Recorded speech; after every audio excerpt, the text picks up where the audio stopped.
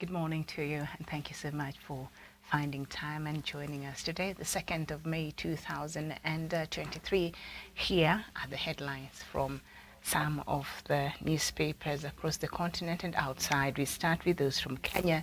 The Standard newspaper. Workers go home empty-handed amidst protest talk. Employees expected the government to focus on the high cost of living and probably get a pay raise, but speaker after speaker took their time to rail at the opposition over planned demonstrations today. Stories are inside there. Honorable Githunguri is guarding his billions in debt. Very well. The Daily Nation, Ruto's new salary plan for workers and cult strangled members. Protest rivals dig in amid calls for restraint. The Star newspaper, defiant Azimio dares Ruto as cops ban demo. And then the People Daily, protest on what warns rider. And I think they've already started in some areas across the city in Nairobi. And the Business Daily, money from Kenyans abroad dips for first time in 13 years. And then Taifa Leo Ruto, Arusha ahadi zaidi, as in the president continues to give the promises there. Let's look at some others from Zimbabwe. Informal sector to get more government attention, and that is on the Herald. Employers challenged to protect workers from harmful, risky environment. And then the Daily News as well from Zimbabwe. Cops in push to avert poll chaos as specially trained officers are deployed around Zimbabwe. ZANU-PF open to reform bids. The Daily Monitor from Uganda, Museveni to start new anti-corruption body. The president used yesterday's celebrations to promise yet another anti-corruption unit inside State House, with the proposed body this time being dedicated to combating bribery in public offices. That is interesting. Kasese floods claim 5 lives in 1 week. Nema drive on dustbin starts today. And then URA finance Roti Fruit Factory, World Health Organization. All right, I think those are tenders inside the Daily Monitor. Parliament to retable anti-gay bill today. I will be following that, and I'll be here tomorrow, God willing, to report to you what's really going on with that bill. The Daily News from Egypt, Al-Sisi hails role of workers, addresses gender equality during Labor Day celebrations. Sudanese warring parties agree to negotiate. That is according to the United Nations envoy, and I do have a detailed news bulletin just shortly. I bring you the details of that. Evidence of conscience-like activity in the dying brain. And Environment Minister discusses joint cooperation with UCLG Africa. All that on the Daily News. The Daily News Tanzania, morale boost for workers. Samia reinstates mandatory annual increment, announces rise in workers' allowances, pledges promotion acceleration, touts major improvements in workers' welfare. I'm sure Kenyan workers would have been happy to, get some of this, but I digress. Pay workers contributions or face music. We still have that on the Daily News from Zimbabwe. Had some pension packages for IELTS retirees. All right, the Citizen also from Tanzania. Why Samia is confident of sustaining yearly pay rises. Chinese ivory smugglers bid to overturn 54 billion Tanzanians shillings fine flops, and how Mpanju's cage fishing business grew exponentially. And then EAC Defense Regional Force in DRC Congo. I do also have a detailed bulletin on that story. Let's head over to Rwanda, the New Times. Increase of public servants' pay will depend on economy. That is according to official. All right, and the Daily Trust. This is from Nigeria. I will give you living wage. Tinubu promises workers. I don't know why Tinubu was the one who was issuing this. I guess he tweeted or he issued a statement. He's the president-elect, but we do have still a sitting president until President Buhari hands over the instruments of power on the inauguration day. He's still the president, but I guess Tinubu is practicing, and he's getting ready to fill up that position. He is the president-elect after all, but he said, I'll give you living wage, Tinubu promises workers. Okay. Respect their rights, Buhari tells president-elect. Labour demands better deals, and CAN harps on decent working conditions, resist anti-democratic practices, PDP tells workers. Egypt opens borders for Nigerians fleeing Sudan, and cancer scare Nigeria bans importation of Indomie noodles. And then Dangote commits over 9.2 trillion naira to Pan-African investments. I guess there's some good news over there. All right. The Nation from Nigeria. Pay rise coming for health workers, lecturers, and others. And then Nigeria's forex reserves lose 1.8 billion US dollars. Inflows has declined. Government officials suspended over alleged salary padding. Okay, so that is what we have on some newspapers across Africa. Let's look at some from the UK. What is this? It's a new one. The Scotsland's Daily. Crackdown on rogue visitors, vile antics at a beauty sports. Okay, Trump names new course after mother. Or he's opened a new golf course after his mom. That's okay. That's endearing. Coming from Trump, that is quite rich. The Independent. Scandal of mentally ill children dumped on wrong NHS wards. And then the Metro UK, crown the Hajj, 62 million pints to be sunk, and 120 million pounds boost for pubs during the inauguration, the coronation. A countdown, just 4 days to go. And the Guardian, Home Office to acquire fleet of ships to house asylum seekers. The Daily Express, ignoring plea for life and limb care, just not on. Okay, that's the Daily Express. The Times, the Charles I know, Jonathan Dimbleby. A call for top civil servant to go amid worst crisis. Cabinet Secretary lacks authority, says historian, and majority think Charles will be a good king. The Daily Mail, Britain's rock solid support for royals. Okay, and then what else do we have? Some papers from the US. The USA Today, federal contractors have broken diversity pledges. Data analysis shows firms fall short of their commitments. Bans on gas-powered mowers left blowers starting to spread. Then manhunt expands in Texas mass shooting. Okay, the New York Times. Both relief and jitters as JP Morgan acquires troubled First Republic. And then in Ukraine fighting, the mark under their feet and staff shortage at U.S. prisons reaches crisis.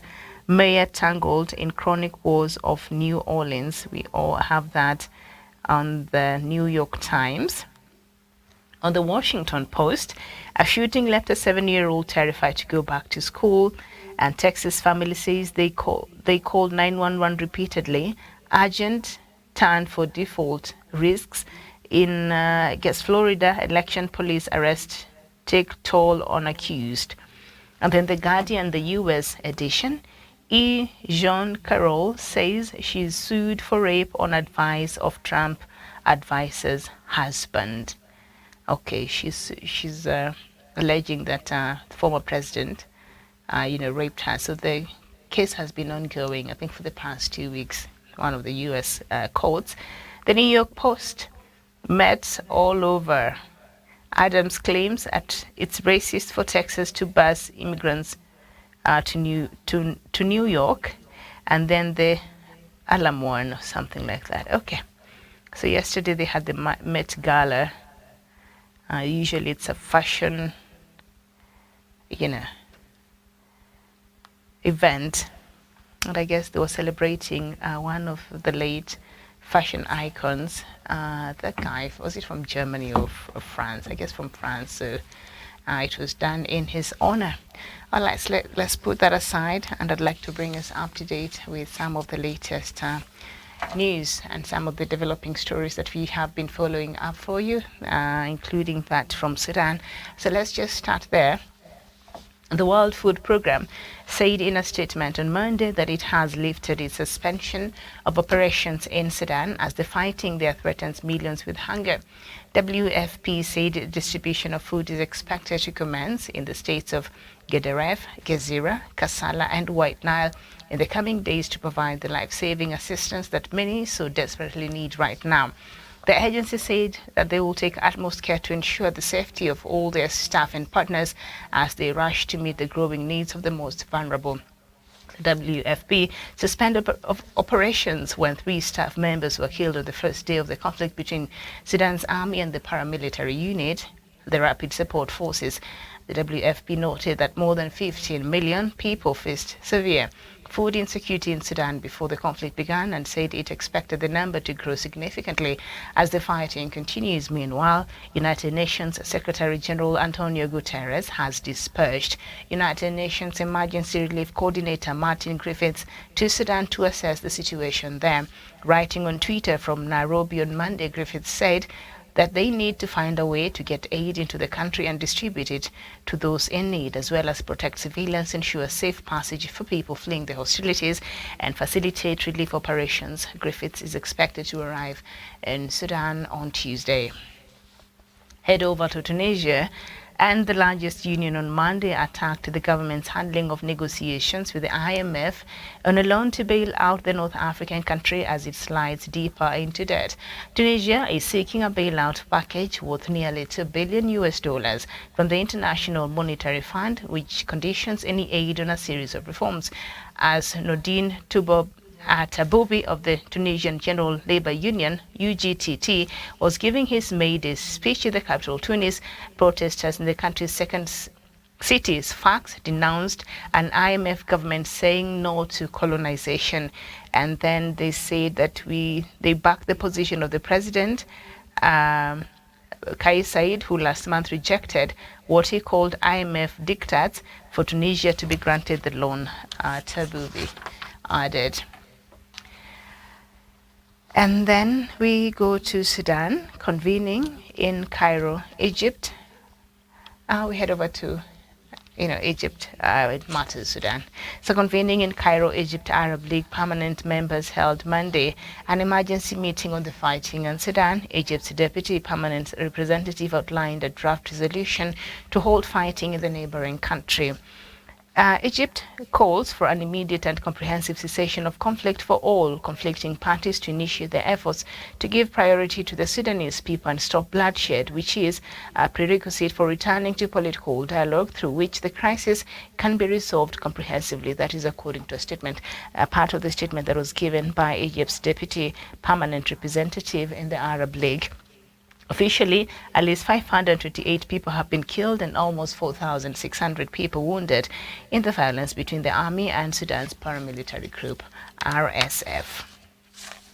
And of course, despite the formal extension of a truce, a fierce fighting raged Monday between Sudan's warring sides. Some 50,000 people have fled, seeking refuge in neighboring countries, including Egypt, the Central African Republic, and Chad. Top UN humanitarian official Martin Griffiths lamented the exponential risk of cost of transportation out of the worst hit areas.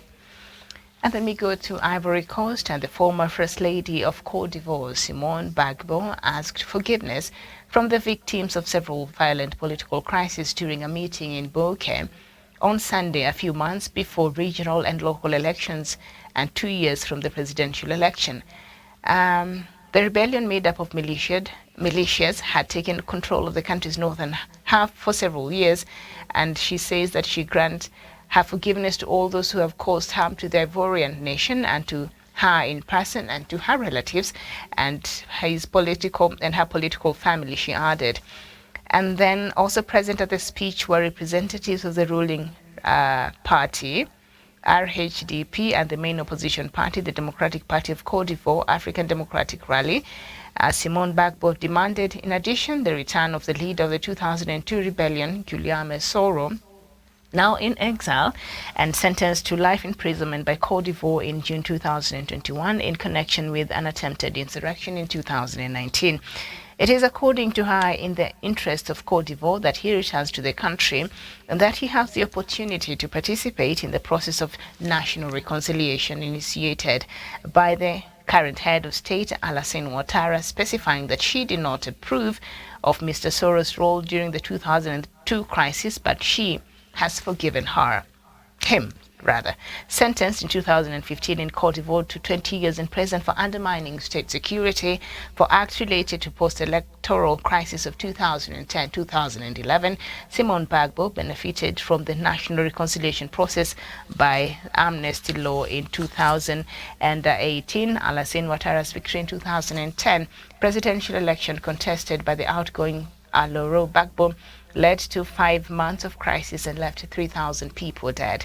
Deploring a lack of transparency and equity, Ms. Gbagbo also asked for a postponement of the regional and municipal elections scheduled for September 2023, the first in which her party, created in 2022, will take part. All right. Sorry. And on matters Japan and their interest to Africa, Japan's Prime Minister is on an African tour. He arrived on Monday in Ghana. The day before he was in Egypt, he is set to visit Kenya and Mozambique. The Prime Minister of Japan arrived at the Kotoka International Airport in Accra, Ghana, and is expected to hold a bilateral discussion with President Nana Akufo-Addo. Egypt's President Abdel Fattah al-Sisi welcomed him on Sunday. His name is Fumio Kishida. After meeting with the Secretary General of the Arab League at the institution's headquarters in Cairo, Kishida held talks with Egypt's leader. Al-Sisi detailed the topics per the agenda during a press conference. The discussions came as Japan is to host the G7 summit scheduled on the 19th to 25th of May. And according to Al-Sisi, they discussed many regional issues of common concern, especially the Palestine issue and the situation in Libya. Developments in Sudan occupied an important aspect of the talks too. And according to the Japan's Prime Minister, he said he emphasized the Prime Minister Egypt's vision based on the need, Egypt emphasized to the Japanese Prime Minister Egypt's vision based on the need for an immediate, permanent and comprehensive cessation of fire in Sudan and the importance of refraining by any external party in intervening in the crisis as purely Sudanese matter, thus facilitating the diffusing of the crisis and preventing its aggravation. Japan's Prime Minister also attended the Japan-Egypt Business Forum. Citing official data from Egypt's Central Agency for Public Mobilization and Statistics, Businesses Source reported that Japanese investments in Egypt rose over 98% during the fiscal year 2021-2022 to reach $73.70 million from $37.10 million. The value of the trade, however, retreated by 26.3% year on year to $1.10 billion in 2002 from $1.60 billion. Okay. All right. And the United Nations Food Release Agency, we headed over to Ethiopia, has suspended aid deliveries to Ethiopia's North and Tigray region amid an international investigations into the theft of food meant for hungry people. According to 4 humanitarian workers, the World Food Programme is responsible for delivering food from the UN and other partners to Tigray, the center of devastating 2-year civil war that ended with a ceasefire in November. More than 5 million of the region's 6 million people rely on aid. WFP informed its humanitarian partners on April 20th that it was temporarily suspending deliveries of food to Tigray amid reports of food misappropriation, and one of the 4 humanitarian workers told AP. 3 other aid workers confirmed this information. They all insisted on anonymity because they were not authorized to speak to a journalist on this matter. Last month, AAP reported that the World Food Programme was investigating cases of food misappropriation and diversion in Ethiopia, where a total of 20 million people need humanitarian help due to drought and conflict. A letter sent by the WFP's Ethiopia's director April 5th asked humanitarian partners to share any information or cases of food misuse, misappropriation or diversion that they are aware of or that are brought to their attention by their staff. beneficiaries or local authorities. At the time, the two aid workers told the AP that the stolen supplies included enough food to feed 100,000 people. The food was discovered missing from a warehouse in the Tigray city of Shiraro. It was never clear who was responsible for the theft. Tigray's new interim president, Getachew Reda, said last month he discussed the growing challenge of diversion and sale of food aid meant for the needy with senior WFP officials during a visit by the agency to Mekelle, which is the regional capital. A spokesperson for the WFP in Ethiopia did not immediately respond to a request for a comment by the media. And still staying in Ethiopia, the Ethiopian Joint Security and Intelligence Task Force has announced the arrest of at least 47 people whom it alleged attempted to topple Prime Minister Abiy Ahmed's federal government. The mass arrest followed assassination of the ruling Prosperity Party leader in the Amara region, Mr. Girma Yeshitila, the head of the PP in the northern Amara region, was assassinated along with 4 others in an attack on Thursday last week. Abiy blamed what he referred to as violent extremists for the shameful and horrible killing of the senior government official. In a statement issued on Sunday night, the Ethiopian Joint Security and Intelligence Task Force said the 47 individuals are suspected terrorists who have allegedly been working with external forces. The suspects were found in possession of weapons, bombs, satellite communications and equipment, it said. He was a member of a 45-member executive committee of the ruling Prosperity Party and was recently targeted on social media by Amara nationalists who called him a traitor over his proximity to the Prime Minister Abiy, the official that was murdered. According to the Amara regional government, irregular forces attacked the vehicle carrying Mr. Girma, his bodyguards and others on Thursday as they were headed to Debre Birhan, one of the main cities in the region. The Joint Task Force stated that the extremist forces were working to carry out assaults targeting senior government officials. It said the aim was to overthrow the state and federal government by force by instigating violence and chaos across the country. The task force further accused them of creating false rumors and spreading terrorist propaganda to create ethnic and religious conflict in the country. With regard to suspects residing overseas, the Ethiopian government said it is working with the International Police Agency, Interpol, as well as with security institutions of foreign countries to arrest and hand them over to Ethiopia to face justice.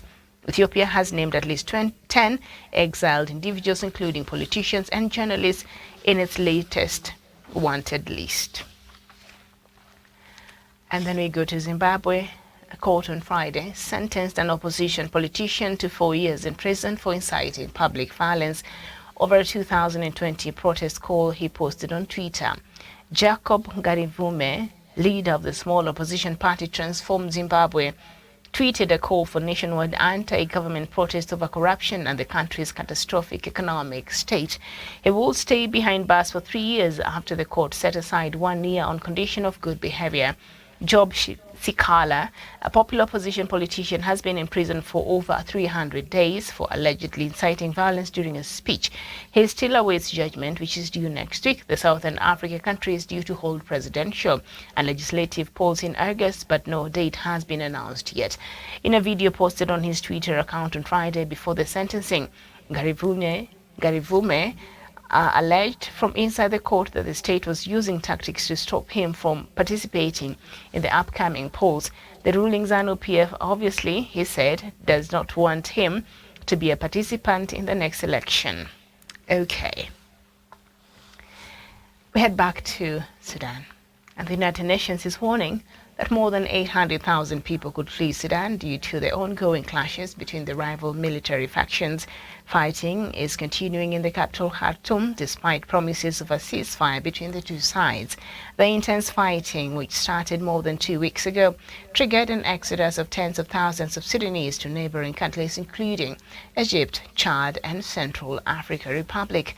The United UNHCR, with governments and partners, said it's preparing for the possibility that over 800,000 people may flee the fighting in Sudan to neighboring countries, and it hopes that it doesn't come to that. But if violence does not stop, then that is what is expected as people will be forced to flee Sudan to seek for safety. And the UN's humanitarian coordinator in Sudan, Abdul Dieng, said the conflict was turning into a full-blown catastrophe. And Sudan warring rivals have agreed to send representatives for negotiations, potentially in Saudi Arabia. The United Nations Special Representative in the country, Volker Perthes, has said. Mr. Perthes told the Associated Press news agency on Monday that the talks would initially focus on establishing a stable and reliable ceasefire monitored by national and international observers. He said the two sides had already named the representative for preliminary discussions, but cautioned that logistics for talks were still being worked upon. Mr. Perthes also said that in the past week he had noticed a change in tone from the two warring sides, noting that the realization of how dangerous the situation had become and that any victory would be won at too great a cost. No definite information is available on the when and where of the negotiations. The UN official said both sides would have to agree on a venue. The mediation efforts continued as the two sides clashed in the capital Khartoum, despite another 3-day extension of a fragile ceasefire. Explosions and sounds of gunfire were reported in parts of Khartoum and its neighboring city Durman on Monday. The two sides announced late Sunday they would abide by a 72-hour extension of their nominal ceasefire of the past week. A journalist from Al Jazeera network has been freed in Egypt 4 years after he was arrested.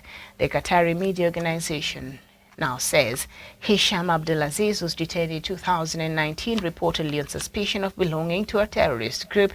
He was subsequently freed, then rearrested. The broadcaster quoted Mr. Aziz's family as saying he was back at home in Cairo. He is one of several Al Jazeera staff arrested in Egypt since the current leadership came to power in 2013. In July of that year, the then Islamist President Mohamed Morsi was overthrown by the military following the mass protest. Rights groups say that since then, tens of thousands of people have been arrested in a crackdown on dissent. Many have been accused of links to the banned Islamist Muslim Brotherhood movement, which Egypt has accused Al Jazeera of supporting.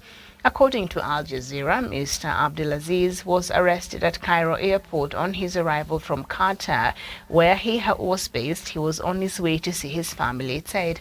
A relative told the US-based Committee to Protect Journalists that Mr. Abdulaziz had been charged with membership of a terrorist group. Al Jazeera said his detention had been repeatedly extended on baseless allegations and that his health had suffered.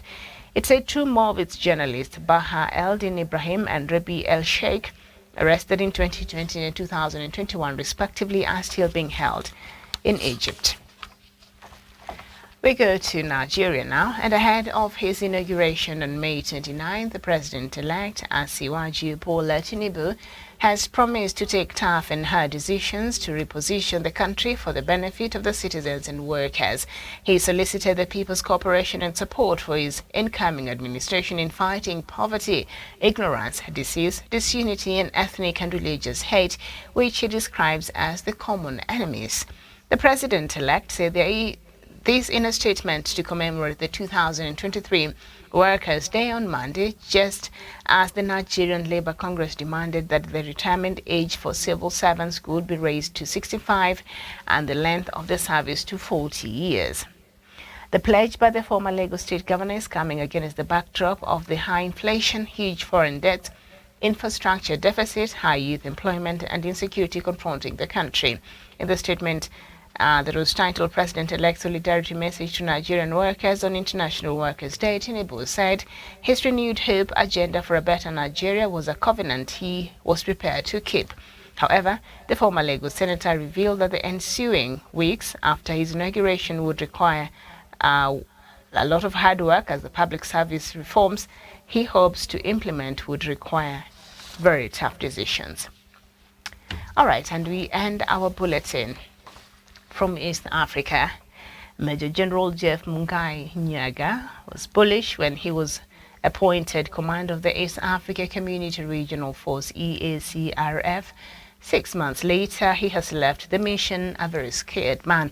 An alleged letter he wrote to the East Africa Community Secretary General Peter Mathuki indicated he had been intimidated, threatened and called names in local Congolese media. However, both the Kenyan Defense Forces KDF and EAC have dismissed the letter as fake on Friday. Kenya's President William Ruto named Nyaga as the new general officer for the Western Command in a series of military appointments.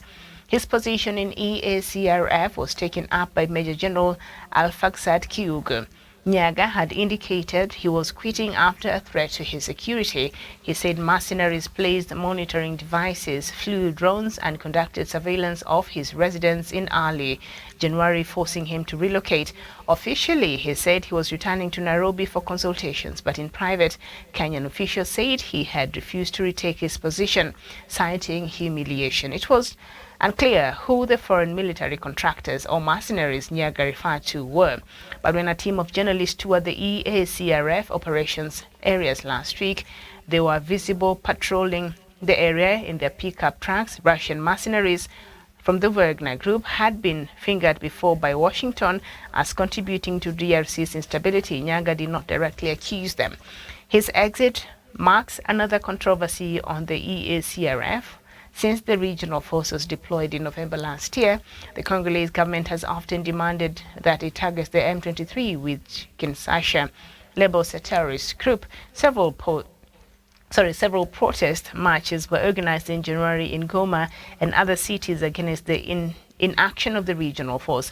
Kinshasa did not like the idea that the EACRF was a buffer force playing military diplomacy while political leaders influenced a dialogue. In February in Bujumbura, President Felix Tshisekedi had reapproached Nyaga in front of President William Ruto, asking the EACRF chief not to help the M23. On several occasions, Major General Nyaga said the mission of the regional force was not only against the M23, but against all armed groups that infest eastern DRC, contradicting Congolese authorities who want to focus on the M23. And that is the latest news from and across the continent of Africa. I mean, we had a long break. Yesterday was a holiday here, so we did not get to bring you some of these news, but I think a lot of them are stories that we have been following, so I had to really gather lots of that from over the weekend so that we can be up to date with what is happening and the development in some of these stories. Now, I think I talked to you about this EAC RF story, the East African Community Regional Force, which was headed by the Kenyan general there, and now he's scared. He's Major General, and he's said to have resigned from that position. I guess he's back home, and from the story, he has been appointed to a different position. But that is not. That is. Let me digress from that. Well, still staying with the story, I was telling you a couple of just in reference to some of the information that I've just brought to you there. That meeting in Bujumbura when President Felix Tshisekedi really seemed to have singled out this general and said, you know, you cannot be helping M23. And by President Tshisekedi saying this, he meant you were supposed to be fighting, having a physical attack on the M23 rebels. And this general that was responsible for the East African Community Regional Force said, you know, their position as this regional force was to fight against any rebels that are fighting in the Democratic Republic of Congo. So obviously that did not augur well with the President Felix Tshisekedi. And I think after those sentiments, he became, from what he's saying and the letter that he wrote, that now the Kenya Defense Forces and the EAC is, they're disputing, they're saying this letter is fake. Let me read a letter as seen by the East Africa. The this letter, there has also been a well-orchestrated and financed negative media campaigns targeted at his personality and direct written false accusations of EACRF's complacency on the handling of the M23 group, he said in the letter seen by the East African on Thursday. That was last week. Okay? Part of that letter. The reason why KDF, well, I will not get into security matters because I have limited information on what is happening behind the scenes, but I'll just speak on what you've been seeing playing outside of in the public arena. And there was bound to be a problem. Remember, even before, when this EAC force had just been constituted and they were planning to head over to the DRC, there were protests that were held against them going there. The Congolese, a section of people, and even I think December last year, we saw the leader of opposition, Martin Fayulu, and another person, and I think a section of the church, some interest groups, they held protests and they were complaining about the presence of the East African Security Force. That is one aspect of it. The other aspect is the people, the Congolese seems to have been incited and maybe given the information, and from what we're seeing, maybe they were told that the East African Community Force is here to help the M23 based on the sentiments by President Felix Tshisekedi. So they have become a target. If we were to go by this alleged letter of Major General Jeff Mungai Nyaga, and so particularly his person, him as a person, as the commander of this force, apparently he became a target. And this is the problem when it comes to this peacekeeping, peace building, whatever missions, these conflict management missions that are formed to go and help in conflict management. I think for any mission to be successful, then there has to be a proper goodwill from, especially the government, the host government. There has to be some goodwill. And on top of that, there has to be some harmony in terms of understanding what the agenda is, what is the mandate of this force, and things like that. So when President Felix Tshisekedi made this statement, and then the leader of this East Africa Community Regional Force also made this statement, immediately you could tell, and I think I spoke on that here several times before, and I said this will be a problem. Because if the government of the Democratic Republic of Congo, that this force is there to try and help to restore peace and to address the issue of instability and to protect the people and to do all these things in the effort of fighting these rebel groups, it has a different thought or imagination, or it just had a different idea as to why this force is in the Democratic Republic of Congo. So according to President Felix Tshisekedi, the mandate of the East African Community Regional Force was to specifically fight physically the M23 rebels. And when this force was constituted, we thought that was part of the mandate. So I'm surprised nothing much has been happening, but I think as they continued staying there, we saw a disharmony in terms of what perhaps the force felt was their mandate versus what the government of the Democratic Republic of Congo thought was the mandate of this force coming into the Democratic Republic of Congo. So what the EACRF says, or according to the then leader, Major General Jeff Mungai, he said in a statement after President Felix Tshisekedi, said, you cannot be helping, you should not be helping M23.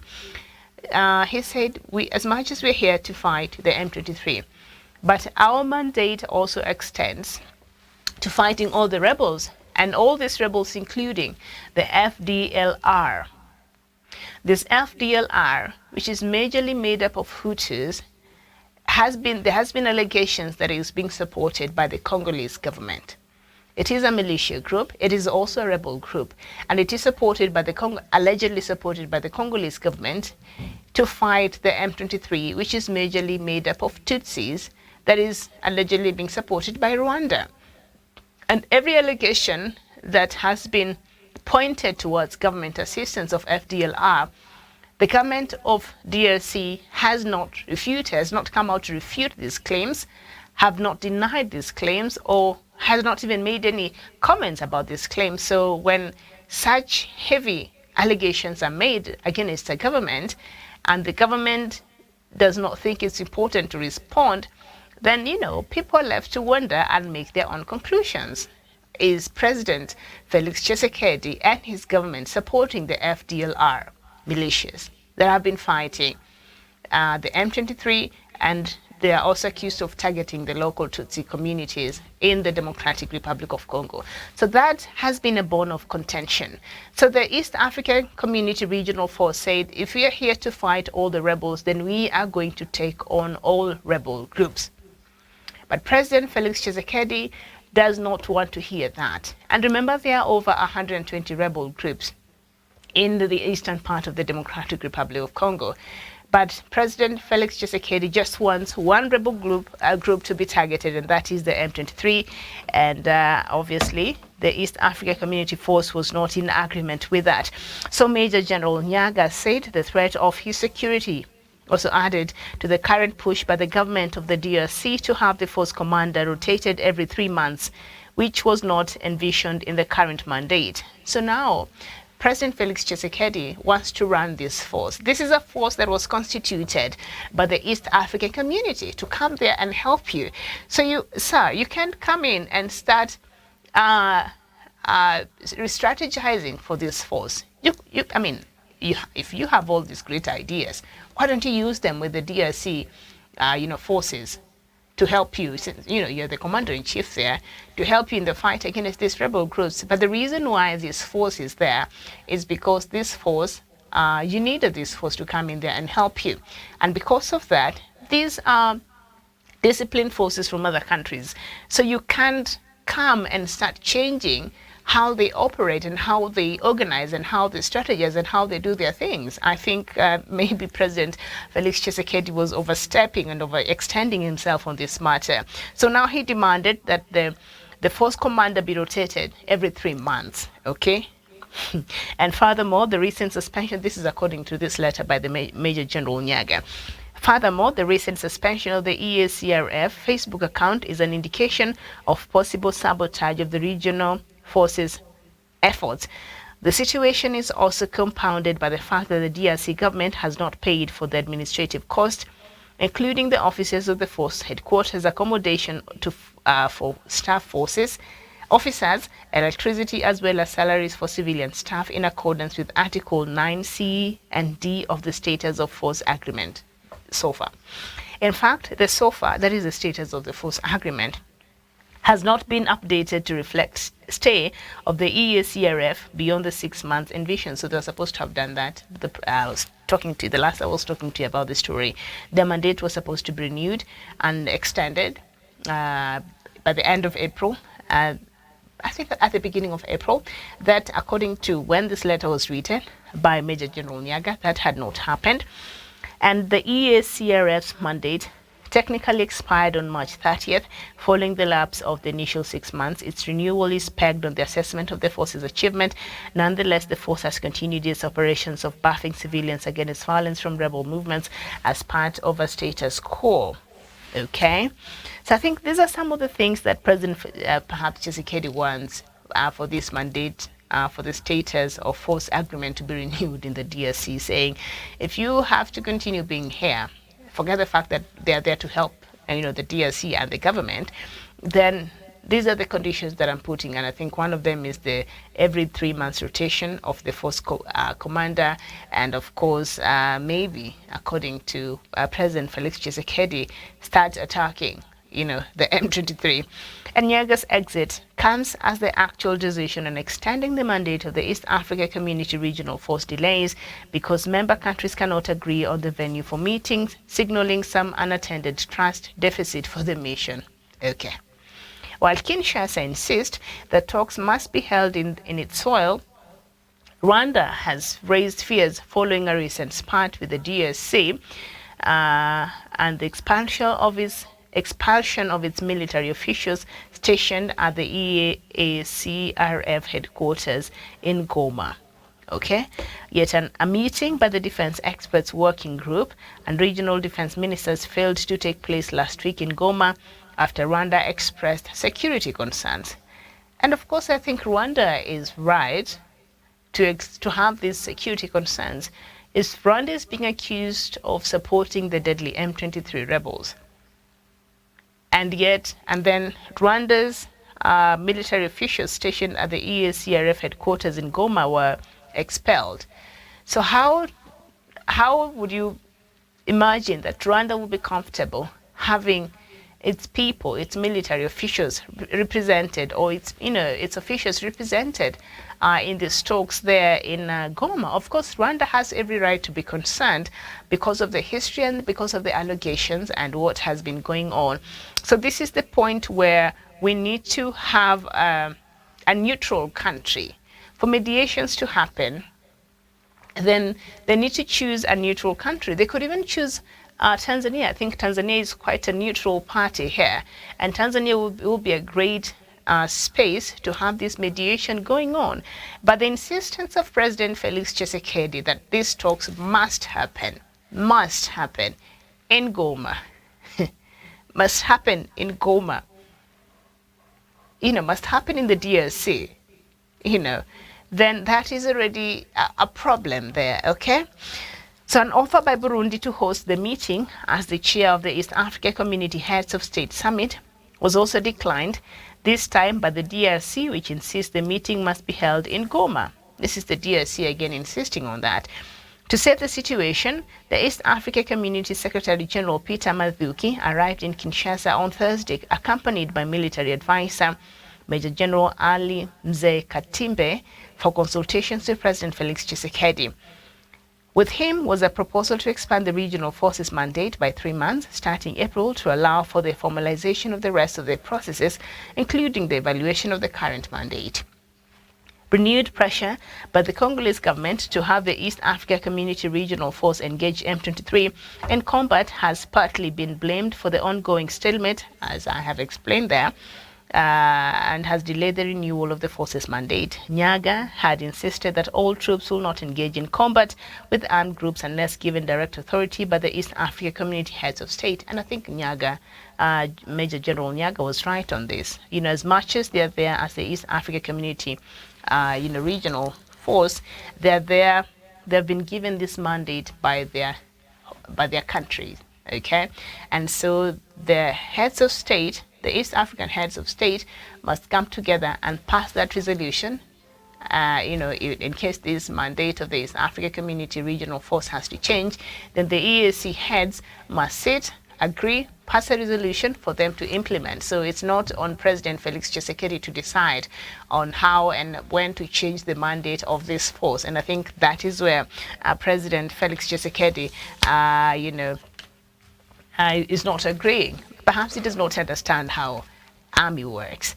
So the EACRF troops occupy the areas that group has left to provide local security and ensure flow of humanitarian. So I think it is last week I was telling you that the M23 has left some places, and I think the East African Community Regional Force said there has been a bit of progress, and so M23 seems to have backed off just a little bit, but that is what they said. The locals, however, said that they have not completely left. They're just meandering across the villages. They can be seen patrolling. Their presence is still very much there. So you don't know which part to believe. And with this new information from the East Africa community and what seems to not be very clear, now I don't know what to believe here. So now, the ceasefire has been recorded between the M23 and the FARDC. The FARDC, that is the official army of the Democratic Republic of Congo. In the last 1 month, kicking off an easy calm across villages in North Kivu province, where the EACRF has deployed. Thousands of people have fled their homes following attacks by M23, have begun their return to their homes following the group's withdrawal and the cessation of hostilities, but local The government insists that the M23 rebels are still in the villages, disguised as the local population, and that is according to Forces Status Update. Okay? Goma Inspector Lieutenant General Constant Dima, who also doubles as the Commander of Operations in North Kivu, insisted that there is more to be done. All right? And he said, we appreciate the arrival of all the EACRF forces, but we have realized the memorandum we had was not really respected. The M23 that are supported by Rwanda have started gaining back their positions, and this is what we say does not align with the memorandum and the agenda of the communication from Luanda, he said during a press briefing at his offices in Goma last week. That is the DRC commander representing the government in that region, working together with the East Africa Community Regional Force. He says, as much as we appreciate the presence of the East Africa Community Regional Force and what perhaps they've done here, but a lot still yet to be done. It is saying that the M23 categorically stating that being supported by Rwanda, they have negated on some of the part of the argument that was made in Luanda, which one of them was requiring them to vacate these areas that they had illegally occupied in that part of the DRC. Now, his sentiments, however, contradicted the statements by the commanders leading the various regional troops in the eastern DRC, all of whom confirmed the partial withdrawal. That's what I said. The EACRF, the East Africa Community Regional Force, had indicated a positive development of this withdrawal of the M23 rebels. Okay, and all the commanders in the different sections have all spoken to this positive development. But now this general representing the DRC government from the DRC contradicted all these statements. Okay, and all of whom confirmed the partial withdrawal. So if all of them have confirmed the partial withdrawal, so why is this general from the DRC saying different? What's really going on here?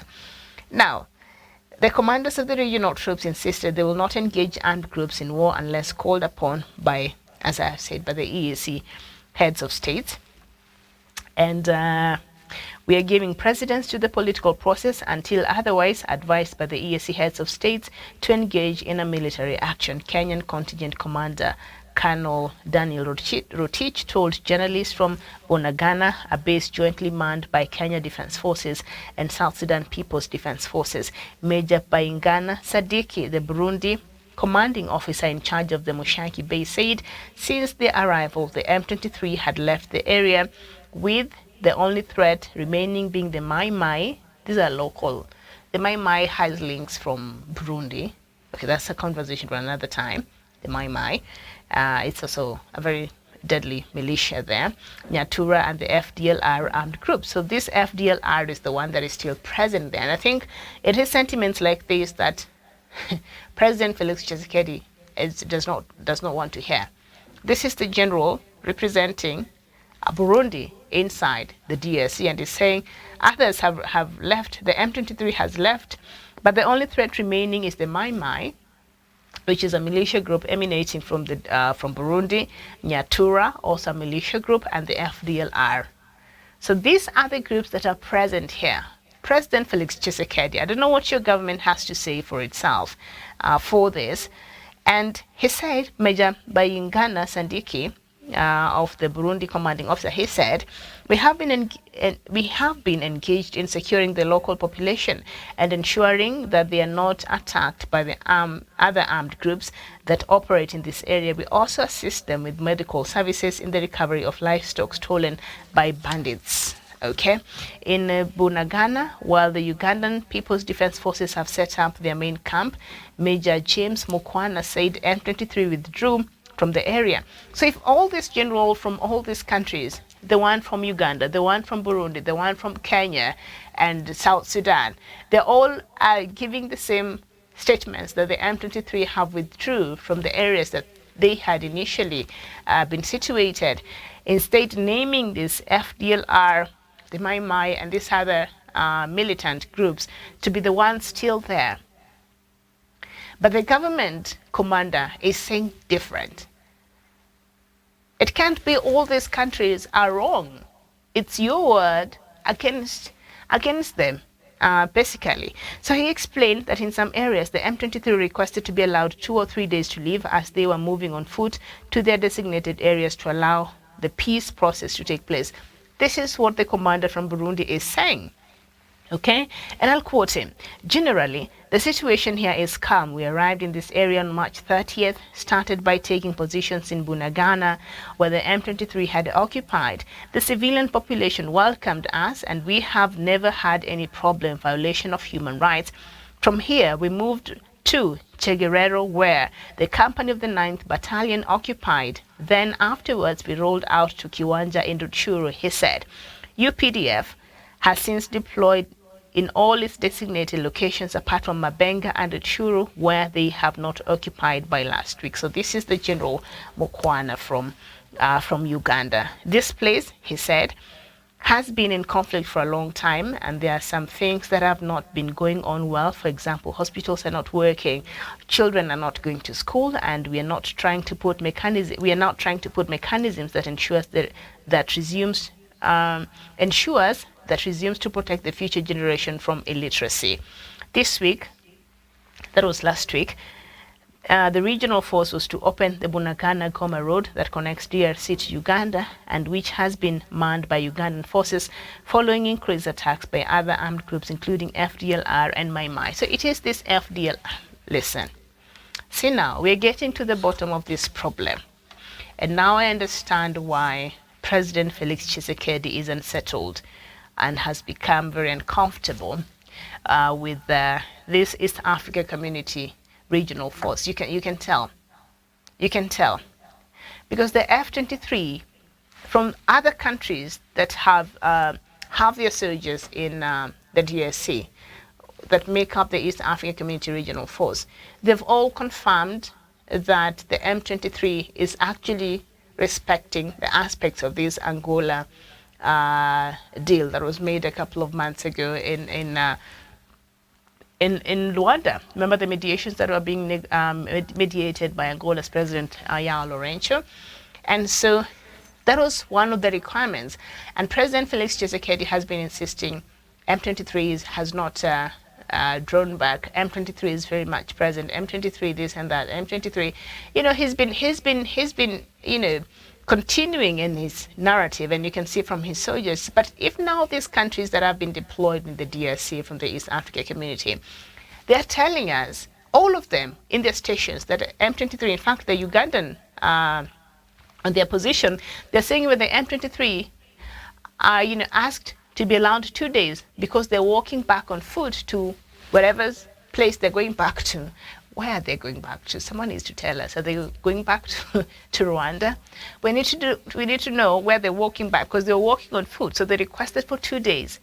And after a diplomatic engagement, the Ugandan forces allow them to walk back to where they're supposed to go and to leave these areas that they had taken over.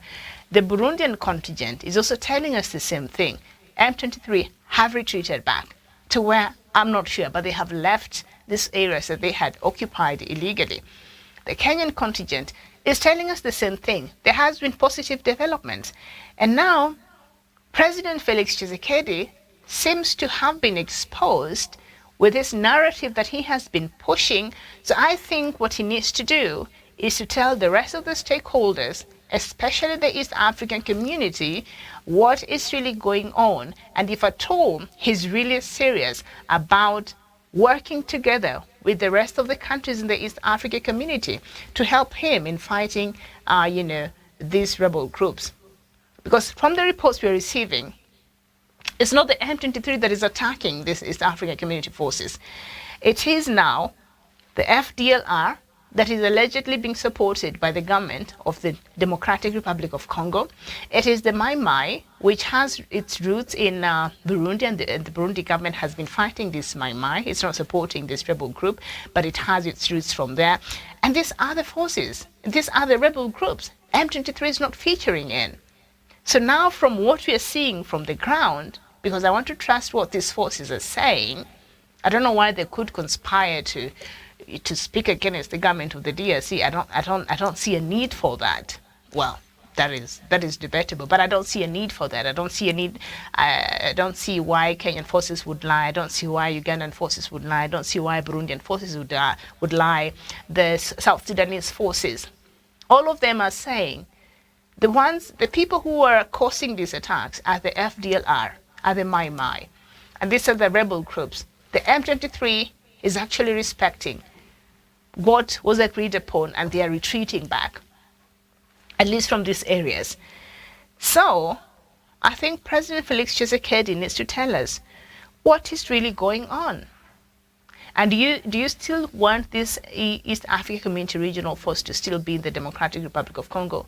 Why are you taking so much time before renewing this status of force agreement? Because this has to be renewed for them to be there.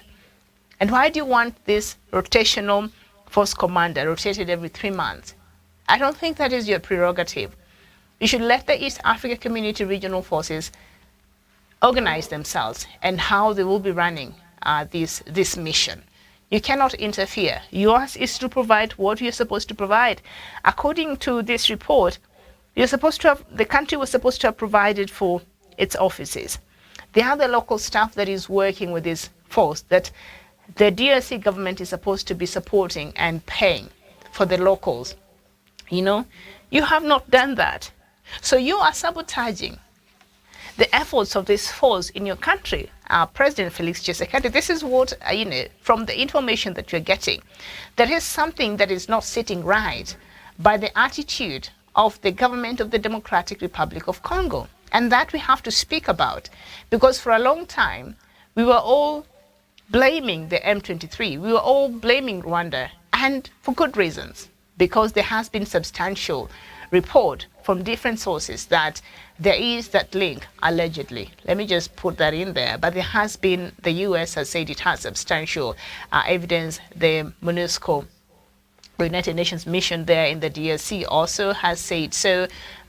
France has said so. And so they all pointed some fingers towards possible aiding and abetting and support of the M23 by Rwanda. And from the sentiments of Rwanda's President Paul Kagame in the recent past, every now and then he opened his heart and spoke his mind over this conflict. And so it's possible to just put 2 and 2 together, but still we just put them as allegations. Okay, so now you can't tell these East African forces, President Felix Tshisekedi, how to operate. You have to, I think, be clear. Are you supporting this mandate in your country? Do you think this mandate is important in trying to help the government of the Democratic Republic of Congo? Because we can't keep putting our men and women's lives in danger there.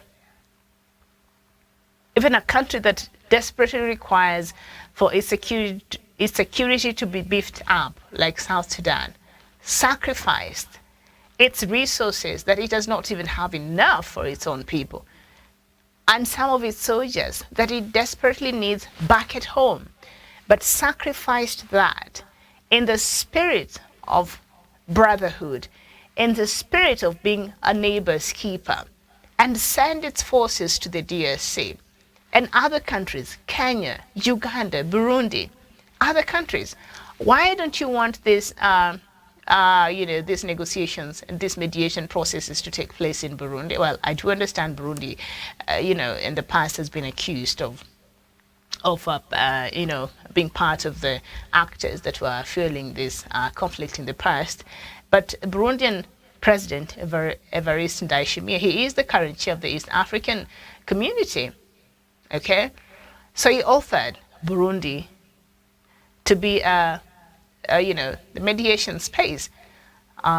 President Felix Tshisekedi refused. Well, if Burundi, because of the tattered past and its connection to this conflict, might not be the ideal space, then why can't we have these talks maybe held in Kenya? Because Kenya has been leading this mediation process. Our former President Uhuru Kenyatta has been hands-on in this problem. So maybe Kenya would be a safe bet, isn't it? And if not, why can't we go to Rwanda? President Felix Tshisekedi, why are you insisting that these talks must happen in the Democratic Republic of Congo, while some key actors that are also have been accused and to be involved in this conflict, Rwanda, that is, also must be part of these talks.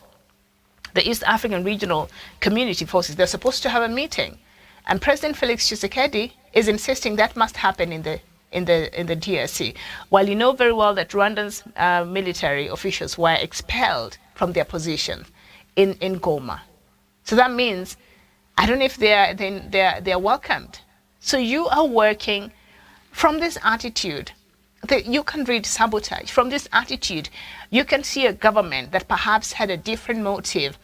From this attitude, you can see that perhaps President Felix Tshisekedi wanted to use the East African Community Regional Force to fight his own battles, to advance his own personal interest. East African Community Regional Force, I think mandate was clear. And now I do understand, because I'm one of those people who was sitting here complaining of, okay, it has been 2 months, it has been 3 months. What are these forces not doing there in the DRC? Why are we still having these attacks? Why are we not seeing any results? We made so much, I'll own that. I made so much noise about it. But now looking at this story and what has been happening behind there, then I do understand the position of the East African Community Force. You can't have them fight the M23 for you. You can't have them fight your personal advance, your personal vendetta, your personal agenda for you. The problem that you have with Rwanda's president. If the East African Community Force is there to fight rebels, then it has to be allowed to fight all the rebels, not part of the rebels. And that is what they're saying. As from what they're saying, they're neutral. They don't have any interest. So if they're there and they're supposed to fight all the rebels, physical, aggressive fighting, combat engagement, which first of all must be agreed upon, and the green light has to be given in the heads of the countries that send them. We did not bring them there. Kenya's president, commander-in-chief, gave mandate to its forces. Burundi the same. South Sudan the same. Uganda the same. So for their mandate to change these forces, these heads must sit down again and change the mandate and then agree upon, and now the forces can implement. So you can't change the mandate of the forces halfway. That is not how that works. So this Kenyan general, Major General Nyaga, was very right in his position. And because of the position that he took, now his life, allegedly, is in danger, according to a letter that he wrote, the KDF and the East African community is disputing. That's a story for another time. But he's saying that is the reason why he left, because now he has become a target. And if you know what has been happening in the war in the DRC, this general from the DRC himself who was leading the fight against these rebel groups, and he seemed to have been doing so well. And at the end of the day, he was murdered. The government and army officials in the DRC colluded to murder their own, because he seems to have been taking all the glory. It's a documentary I was watching, a couple of years ago. It's quite heart-wrenching. So they sabotage even their own efforts. So you can't now rope all of us into whatever personal issues that the DRC has. Our forces are professional, and they follow the order, and they follow the clear mandate that has been given to them. So that cannot change unless the heads of the East African community meet and decide and pass a resolution, and then the forces can implement that. But you can't just wake up one morning, Felix Tshisekedi, and decide, okay, now you Kenyan forces, Burundian forces, Ugandan forces, this is your job. You need to start fighting the M23, physically engaging them. No. So I think from this information that we have, the East Africa community heads needs to sit down and review this mandate. And first of all, get a commitment from the government of the Democratic Republic of Congo that they are committed in working together with the East African Regional Force. That has to be very clear so that we understand that we are on the same page. Felix Tshisekedi, president of the DRC, is not reading from a different page, okay, and he does not have different expectations. I think that has to be very clear. That has to be very clear, because he seems to be reading completely a different page of what he thinks or he feels the mandate of the East Africa Community Regional Force should be, and what the East African Community Regional Force, what they know their mandate to be. That has to be harmonized so that they understand each other, so that the government of the DRC president does not come out making statements that is now putting the lives of these forces at risk. When you come out and pointing at these generals and, telling them that, you should not be working to support the M23, immediately the citizens in the DRC, they will not even care to look at the context of what you said.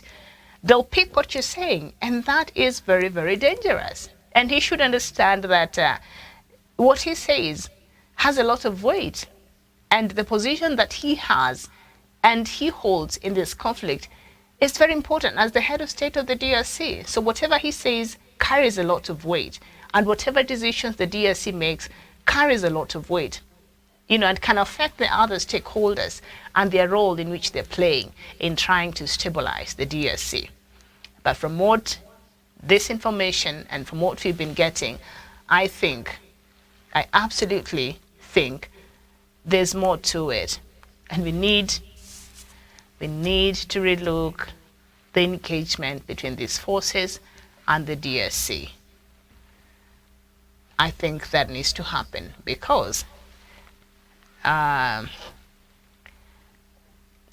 seems to be, not working in harmony. There seems to be a disconnect there that has to be resolved and has to be cleared, so that both sides and all actors are clear about what is going on and what should happen in the Democratic Republic of Congo. Otherwise, this is a story that I will keep following for us, because I'm really, really interested, to know what happens next, and if at all the DRC will agree to renew the status of the force agreement. Okay, I'll keep you up to date. I've not talked much about Sudan because nothing much has changed, but I'll come back here later in the 3 p.m. East African time, and maybe we can engage in that, and of course more of other news as we receive them and as they continue happening across the continent of Africa. Thank you so much for your time this morning. My name is Miriam Ogoto. Thank you for watching. Bye-bye.